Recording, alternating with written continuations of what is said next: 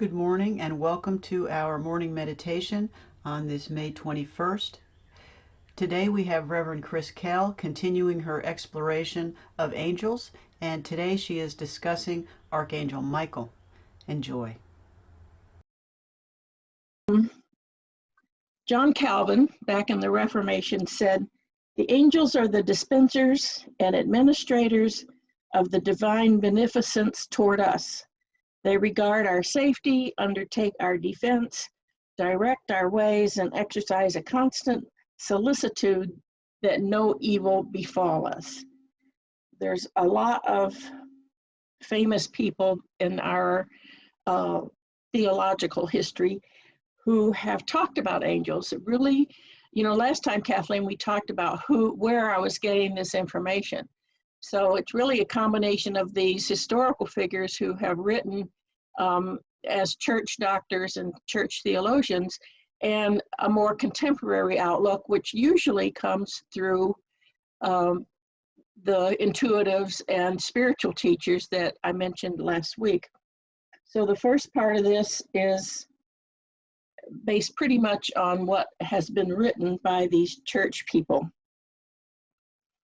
In his book, Angels, A History, Professor David Albert Jones, who is one of these writers, says that although there is much discussion and sometimes dissension, Jewish, Christian, and Islamic theologians, and also Zoroastrian, who, although they're not a major religion today, were at one time, they all agree that angels exist and that they are spiritual beings and creatures created by God, yet neither equal to or eternal as God is. In these modern times, even the esteemed Reverend Billy Graham, and this really surprised me, wrote a book about angels, and he says that the history of virtually all nations and cultures reveals at least some belief in angelic beings. Today, some hard-nosed scientists lend credence to the scientific probability of angels when they admit the likelihood of unseen and invisible intelligence.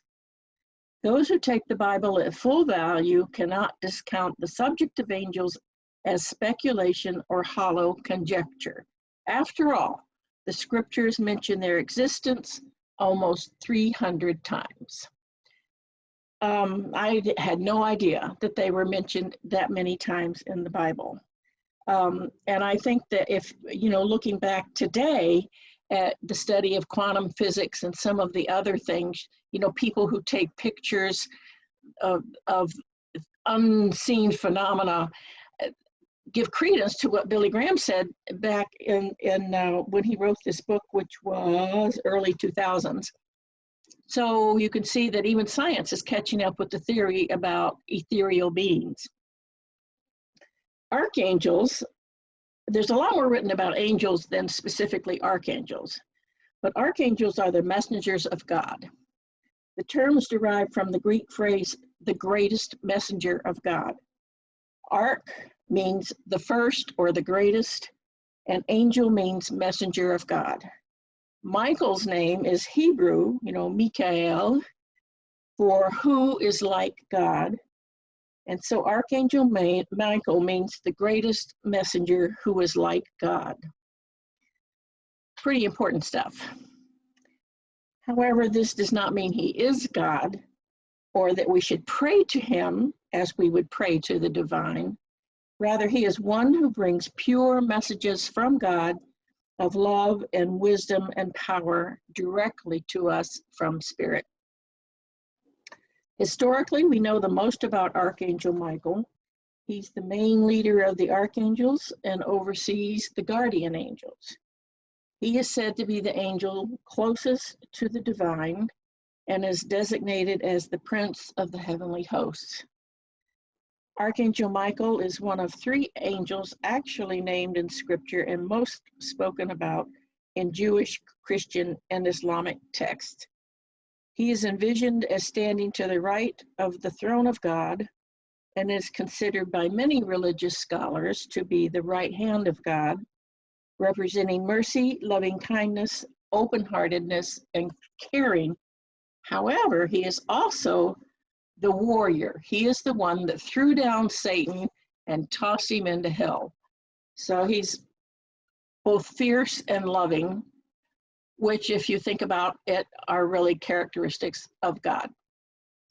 In the Old Testament, Archangel Michael figures as the guardian of Israel in his role as warrior and protector. He appears to Joshua as he was preparing to lead the Israelites into battle at Jericho, and reveals himself at that time as captain of the hosts of the Lord and leader of the army of God against the forces of evil. You may think that has no relevance to us today, but I think you'll see later on that it really does. In Muslim lore, he is Michael, the angel of nature, who provides both food and knowledge to man. In Catholic tradition, he is the patron and protector of the church. Archangel Michael is also known as Saint Michael as a sign of respect and honor. He has churches named after him, which I don't believe other angels do, or if they do, it's very uncommon. There are many pictures and images of Saint Michael, often depicting his sword held above his head and a demon pinned underneath him. These paintings show how his primary purpose is to kill fear and eliminate ego from among men and women.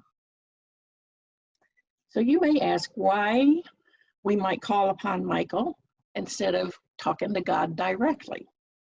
And there's really no reason why we can't go straight to God with our petitions. And if that is preferable to you, then absolutely follow that path. But even when we talk to God directly, angels are the messengers he sends his answers back to us with. So we can ask God directly, or we can ask God to send Michael to our aid, whichever feels more comfortable to you. The results are the same. You get the same answer. You know, it's like, can you hear me now? I personally prefer to talk to the angels directly because I have a stronger and more personal feeling of connection with the angels. You know, this patriarchal God, old man in the sky, kind of gets in the way for me. But angels, you know, they're just more accessible, and they look more like us in modern terminology, and, you know, they're softer, and they're right there with you. So I believe that's why God gave them to us, is just because we needed, it's kind of like the big brother or the big sister that goes along with the rest of the cosmology. According to modern mystics and spiritual teachers, Archangel Michael loves all people unconditionally and assists everyone who asks for his assistance. He is the embodiment of compassion and represents the all-encompassing strength of the divine. He demonstrates to us that with spiritual faith, all things are possible. In contemporary terms, every archangel has its own light, and this gets into more of today's modern interpretation of angelology. That's actually a real term, by the way. So in contemporary terms, every archangel has its own light that corresponds to its specific purpose. Michael is usually depicted as a male human-like figure who radiates a golden glow that makes him appear tanned and blonde, kind of like Ken, you know. He is often surrounded by an aura of royal purple that is so bright and intense that it looks like a cobalt blue. So I think we usually see Michael depicted in blue garments surrounded by the golden light, you know, like a halo.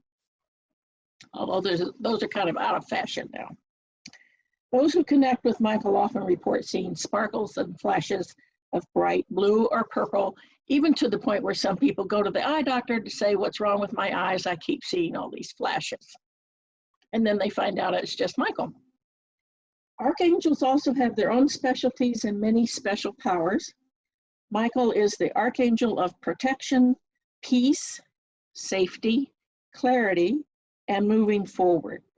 He is the patron saint of grocers, but don't ask me why, soldiers, doctors, mariners, paratroopers, police officers, and sickness. Believe it or not, he is one of the angels that you can go to in times of feeling sick, in times of disease, and he is a great healer. He is the angel who accompanies us when we die and pass beyond the physical realm. Are you tired yet? Archangel Michael is wisdom in action. For each situation or crisis, he has the perfect solution. Invite Archangel Michael into your life, and he will help empower you to live in love and confidently move into the direction of your dreams. He will lend you support and courage and confidence. He will boost your resolve to make healthy life changes, as well as guide you to new opportunities, new relationships, help you heal from past experience, and when the time comes, help you to cross over from the physical life to the spiritual life. He is not the angel of death. That is another angel, Azrael, but he is there with you at that time and is a great comfort. Call on Archangel Michael when you need courage or strength. If you've had any sort of stressful or a negative experience and it's causing you pain, either physical or emotional, call on Archangel Michael, the Supreme Helper, in any experience that brings up fear. He's a warrior. He'll help you go after that fear and eliminate it. He will protect you, eradicate fear and stress, and transform your fearful mind into one filled with peace. Archangel Michael is a steady reminder of God's presence on earth. He is more than happy to assist you in all matters, in any moment.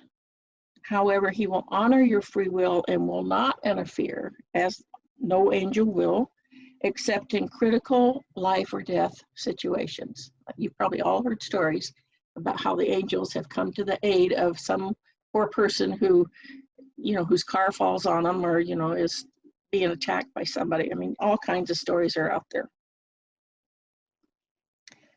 But remember, all you have to think is Archangel Michael's name, and he is there. You must first ask for his assistance, listen to his instructions, and then follow his guidance. So, before we begin, does anybody have any questions? No? Very interesting stuff. The intention of our meditation today is to meet Archangel Michael, if you haven't already, and ask, or maybe you've met him and didn't recognize it. Sometimes the angels are there and you don't really know.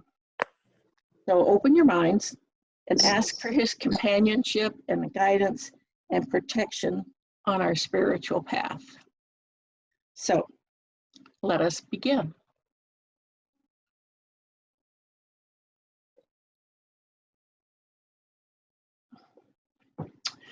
So get comfortable in your chair. And if you can, support your head. We never mentioned that, but it's important to support your head and be comfortable. Breathe deeply and fully, releasing all tension and tightness. Breathe in tranquility.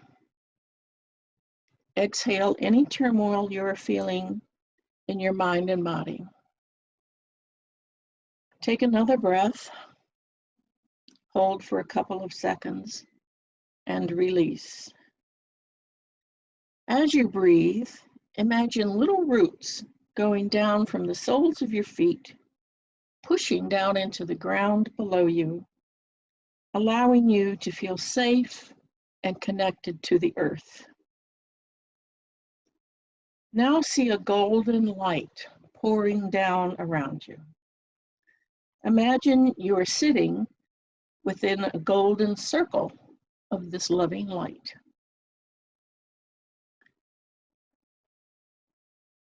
When you are ready, Invite Archangel Michael into the circle with you, saying, Archangel Michael, I call upon you now. Please come to me. Visualize Archangel Michael. Imagine him moving swiftly on a golden ray of light with his sword raised and a bright blue light surrounding him. See him as a majestic angel, arrayed in shining armor and wearing a brilliant sapphire blue cape. See him standing before you. Breathe in his comforting and soothing energy. You are safe. Imagine Archangel wielding his sword of blue flame to deliver you from all negative thoughts and conditions that impede your soul's progress on the spiritual path. See yourself wearing a helmet and armor of blue steel that will prevent any physical or spiritual danger from reaching your body or mind. Imagine Archangel Michael covering you with a cape of your own bright blue light, surrounding you with the angel's protection. You are safe.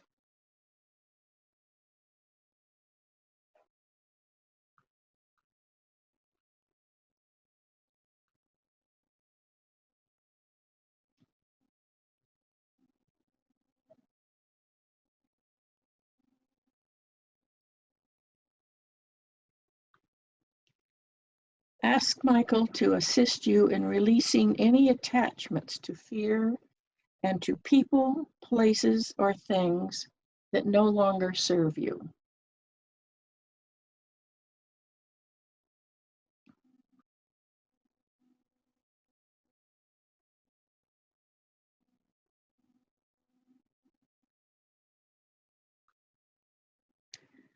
Ask him to assist you in releasing any sort of unforgiveness, anger, or any other negative thoughts you may be harboring, either consciously or unconsciously.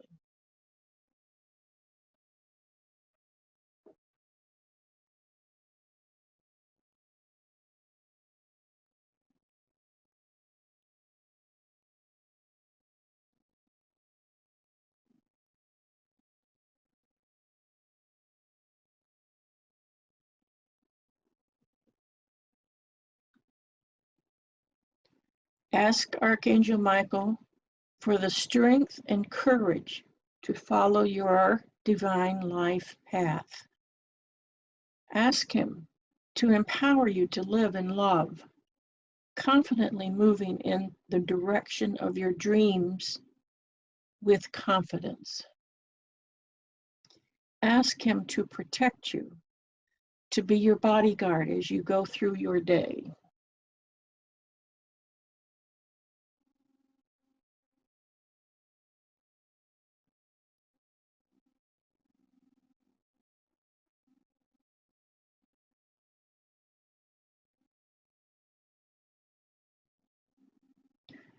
Now just relax and enjoy the loving presence of Archangel Michael. Perhaps he has a divine message for you.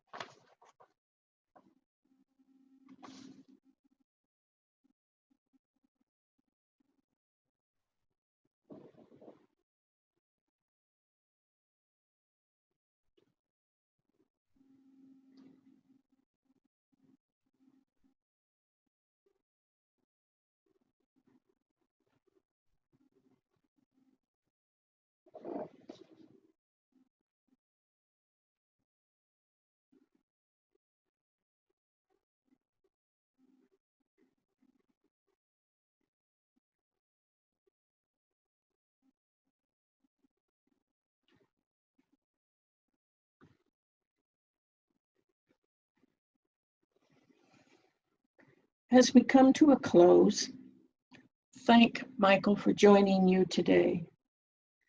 Believe that you are being taken care of. Dwell in the love, peace, and protection of Archangel Michael. You are safe.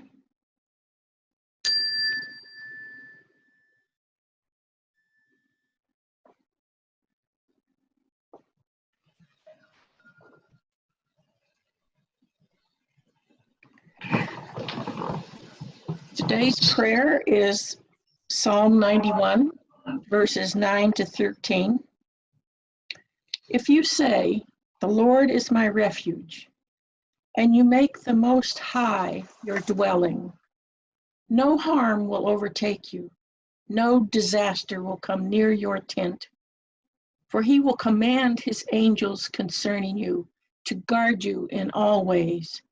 They will lift you up in their hands so that you will not strike your foot against a stone. You will tread on the lion and the cobra. You will trample the great lion and the serpent.